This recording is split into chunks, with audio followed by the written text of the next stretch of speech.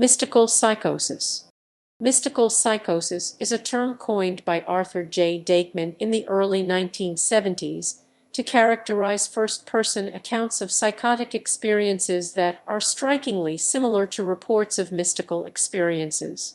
According to Deikman and authors from a number of disciplines, psychotic experience need not be considered pathological, especially if consideration is given to the values and beliefs of the individual concerned. Deikman thought the mystical experience was brought about through a deautomatization or undoing of habitual psychological structures that organize, limit, select, and interpret perceptual stimuli.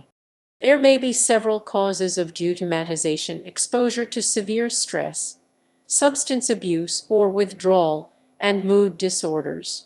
A first episode of mystical psychosis is often very frightening, confusing, and distressing, particularly because it is an unfamiliar experience.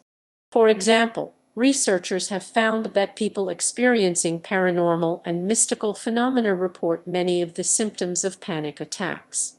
On the basis of comparison of mystical experience and psychotic experience, Deikman came to a conclusion that mystical experience can be caused by deautomatization or transformation of habitual psychological structures which organize, limit, select, and interpret perceptional incentives, that is, interfaced to heavy stresses and emotional shocks.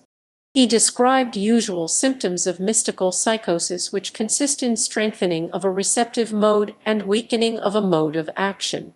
People susceptible to mystical psychosis become much more impressible.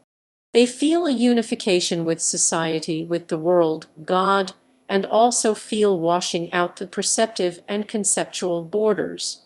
Similarity of mystical psychosis to mystical experience is expressed in sudden, distinct, and very strong transition to a receptive mode.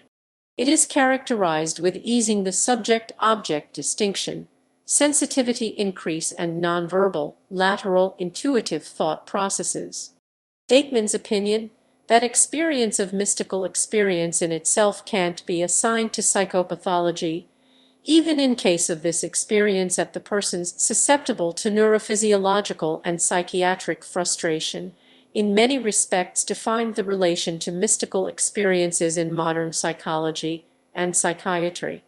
Deikman considered that all-encompassing unity opened in mysticism can be all-encompassing unity of reality.